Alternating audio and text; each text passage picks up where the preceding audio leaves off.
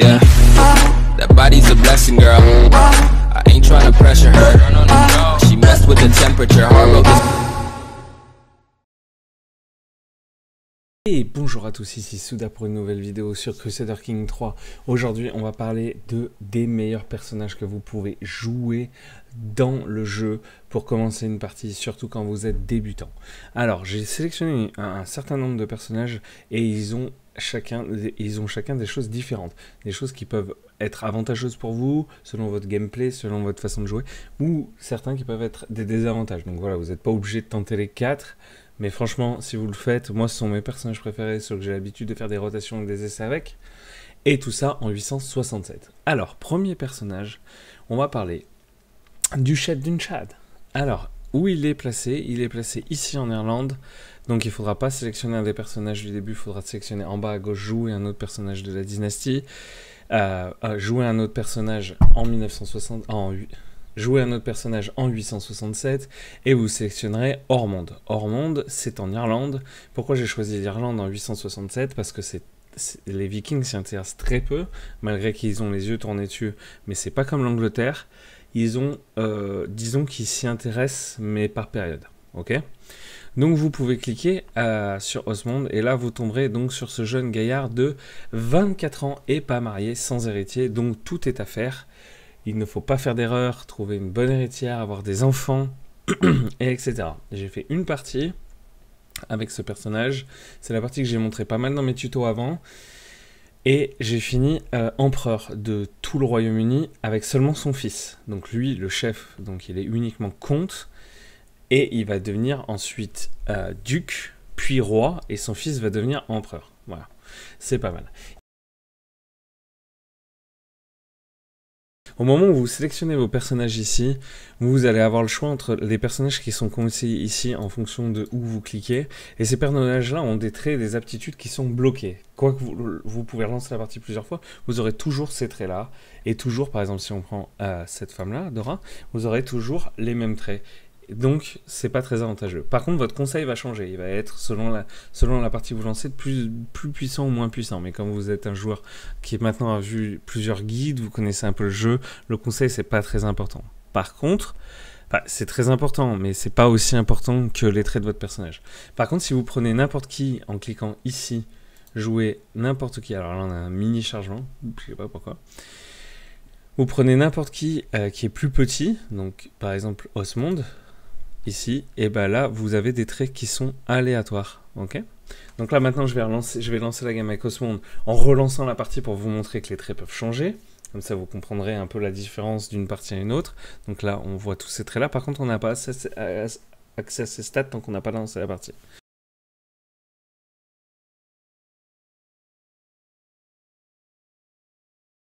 Cette partie-là, eh ben, j'ai deux traits en rouge qui sont immorales pour ma religion. Donc j'ai la religion insulaire, et l'insulaire, on a des péchés, et ces péchés-là, quand vous avez un de ces traits-là, et ben vous avez un debuff de vertu, de piété, et quand vous avez la vertu, vous avez un buff, en fait, en fonction de la vertu. Par exemple, généreux en donne 2, alors que chaste n'en donne qu'un. Quand je prends mon personnage là, j'en ai 2, donc j'ai déjà un debuff de -3 par mois, ce qui est vraiment faible. Donc là, dans ce cas-là, alors, les vrais diront « Ah, faut pas relancer la partie, t'es un fou !» Non, non, si vous êtes un nouveau joueur, là, vous relancez la partie pour essayer d'avoir des traits mieux. Et avoir un de ces personnages-là, que je montre à l'écran maintenant. Voilà. C'est pas mal. Donc moi, ce que je vous conseille de faire, donc vous avez généralement entre 300 et 285 et 300 hommes, c'est d'attaquer ceux autour de vous. Donc vu que vous êtes en tribal, vous avez toujours des casus belli de conquête avec de la piété. C'est là où c'est très important d'avoir toujours la piété qui monte, parce que si vous avez de la piété en descendant, vous ne pourrez pas conquérir autour de vous, jusqu'à la mort de votre personnage. Et franchement, faut pas attendre. Faut essayer de s'étendre très vite. Donc ce que vous pouvez faire, vous avez deux façons de le jouer. Soit tout de suite, vous essayez de fonder le duché de Munster. Donc pour ça, il va falloir conquérir un deuxième, soit Desmond, soit Thomond, et ensuite vous pourrez faire le duché. Mais moi, ce que je vous conseille, c'est de vous étendre un maximum pour fonder l'Irlande le plus rapidement possible. Ça, c'est mon conseil. Normalement, ça devrait pas être trop dur. Si vous voyez que vous êtes un peu en galère, par exemple, on sait qu'on a 285 hommes ici, et là, il en a 295, ça fait une sorte d'égalité. En fonction de ses commandants, il pourrait gagner la guerre et pas vous. vous pouvez essayer de vous allier tout de suite dans votre mariage. Donc vous cliquez sur conjoint, je l'ai montré sur d'autres parties, et vous choisissez ici puissance de l'alliance, et vous choisissez quelqu'un qui pourrait être puissant autour de vous. Par exemple, alors vous faites gaffe, vous cliquez bien dessus pour voir où il est. Voilà, lui il est ici.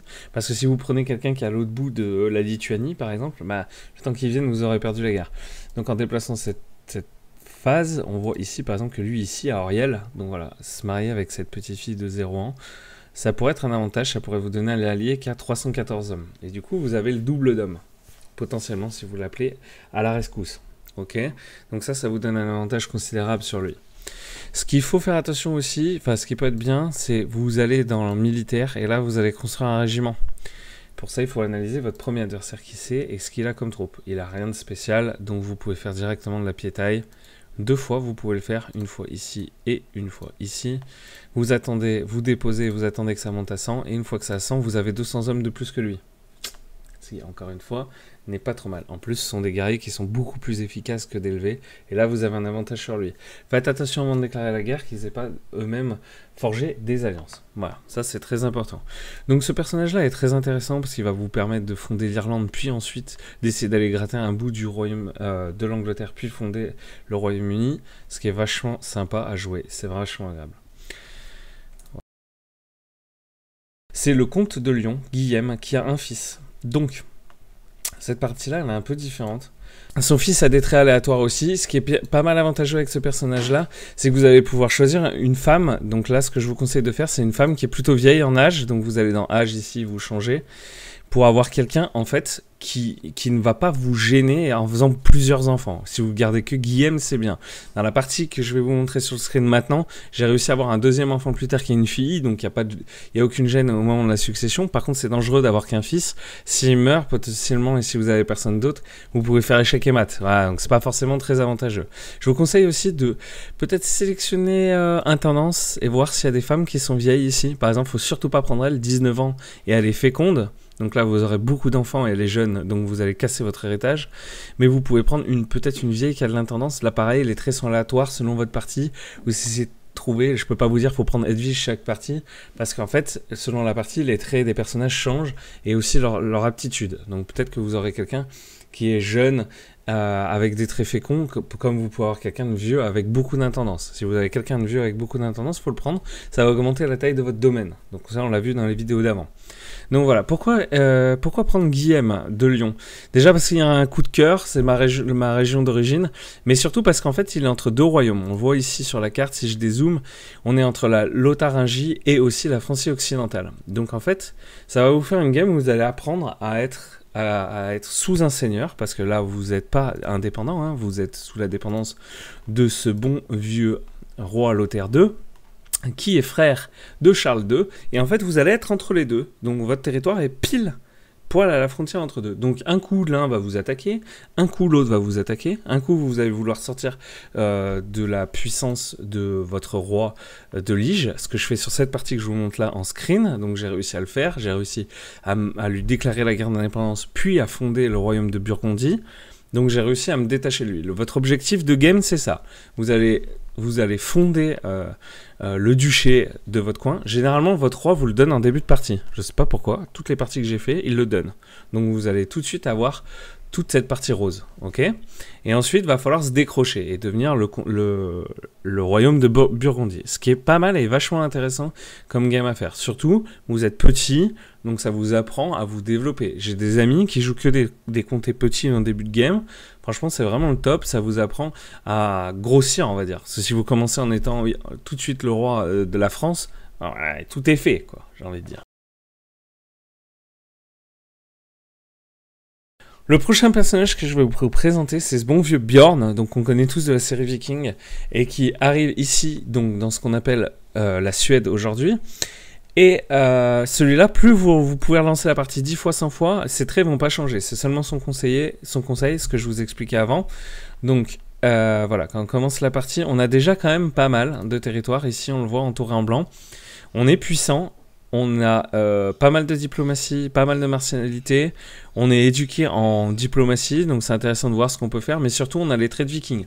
Les traits de viking, vous pouvez les avoir en pillant en attaquant. Donc on a celui-là, le viking, qui évolue dans le temps. Plus vous faites de pillage et plus vous évoluez. Vous voyez quand même martialité, un boost, du prestige en boucle et à gogo. Et en plus de ça, les vikings vous adorent. Puis vous êtes Bjorn, bordel. Vous êtes le fils de Ragnar, quoi. C'est pas n'importe qui, le mec. C'est pas Joel rigolo. Donc, vous êtes tribal, ce qui vous permet encore une fois de pouvoir attaquer partout. Et ce que j'ai pas expliqué avant, et qui est très important, vos vassaux, et ça je l'ai mis dans la vidéo sur ce domaine, vos vassaux vous donnent des troupes et de l'or en fonction du prestige que vous avez, du niveau de femme, pas du prestige, attention, niveau de femme c'est le niveau de gloire, c'est ce qu'on a ici. Plus vous montez, plus vous faites de bataille, plus vous faites de guerre, plus vous remportez de combat, et plus ce niveau là il monte, et à chaque fois que vous avez un degré, jusqu'à un 100%, quand vous êtes au fond de la progression du dernier stade de la gloire, vous avez 100% d'élevé et des troupes en plus avec vous, ok? Donc ça c'est vraiment... Autre chose avantageuse avec Bjorn, c'est aussi... l'astaru, l'asthme, comme j'ai déjà dit dans une des vidéos. Donc vous voyez, on a des traits vindicatifs, braves et colériques. Donc plus vous êtes soldat, plus vous êtes aimé de votre religion. Vous pouvez avoir des concubins et concubines, ce qui vous permet d'avoir des bâtards potentiellement que vous pouvez légitimer grâce à ça. Et voilà, donc l'objectif, le premier stade, le premier pas que vous devez faire dans la partie, c'est fonder tout de suite, et c'est toujours comme ça qu'on fait, hein. On fonde le royaume de Suède. Il va falloir conquérir un maximum de territoire et le créer. Vous voyez, 12 sur 13, il en manque plus qu'un. Ok, donc vous faites un petit territoire, vous créez et vous êtes roi de Suède. Pourquoi devenir roi, c'est si important? Et bien ça, on le verra dans une prochaine vidéo parce que c'est assez complexe. On va parler de renommée, c'est assez large et il y a plein de petites stratégies, de petits conseils pour augmenter votre renommée à fond. Mais pour l'instant, on veut surtout être roi comme ça. Quand vous mourrez, même si vous avez plusieurs fils, il y en a un qui reste roi. Ce qui est avantageux, celui-là, il peut tout conquérir. Et généralement, en plus, c'est vous, puisque c'est le premier trait que vous passez à votre personne. Pour ajouter des concubines, donc là, j'ai une femme, on peut les ajouter ici, et là, on les sélectionne. Il faut les inviter à votre cour, et etc. Ça va pas gêner votre femme qui ait des concubines, normalement, donc c'est pas un problème. Vous pouvez en rajouter. Mon conseil, une fois que vous avez fait la Suède, il va falloir un peu investir en Angleterre. Pourquoi? Parce que Bjorn, c'est un mec qui aime investir en Angleterre. Et ce qu'il va falloir faire, par exemple... c'est je prends un bout de la Mercie. Moi j'ai l'habitude de prendre celui-là parce que ça permet de piller facilement partout et potentiellement prendre les corneilles aussi. C'est vachement bien. Vous faites gaffe, vous ignorez l'Irlande, il n'y a pas grand chose, c'est pas très puissant, c'est pas très riche. Voilà, par contre quand vous pillez, vous pouvez aller ici. J'ai pas parlé de piller dans ma vidéo sur les militaires, ça va être le moment de le faire.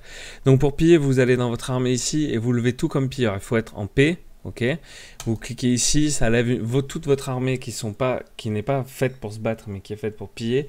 Et ensuite, vous allez dans les villes, dans chaque ville que vous voulez. Dans les villes, vous les avez ici, par exemple.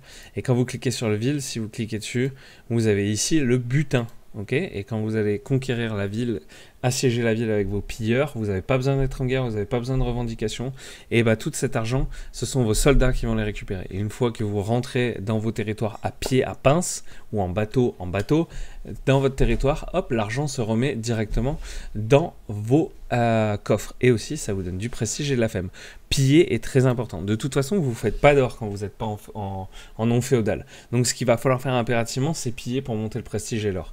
Pour pouvoir fonder la Suède, vous allez devoir les piller. Pareil, je ne vous conseille pas de piller autour de vous. Vous allez tout de suite taper dans les villes de France, ici, au nord de la France. Vous voyez, là, on a un 17. Ici, on a un 17. Ici, on a un 17. Ah, mais je suis juste devant. Ok, bah, vous verrez quand ça sera tout. Ok, donc voilà, ça, c'est pour l'argent des villes.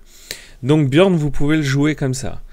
En sachant que j'ai vu certaines personnes jouer Bjorn et conquérir voilà, le Danemark et redescendre ici en Allemagne, etc. C'est parfaitement jouable aussi. Vous faites gaffe aux alliances. Moi, ce que je vous encourage, c'est de vous allier avec ce bon vieux Harald le Blond ici, qui est aussi un très bon personnage pour commencer le jeu, et Ivar ici. Ok, ça peut être pas mal. Et merci à tous d'avoir suivi cette vidéo sur Crusader Kings 3. Je vous remercie pour votre soutien. N'hésitez pas à me poser des questions en commentaire. Bonne fin de journée.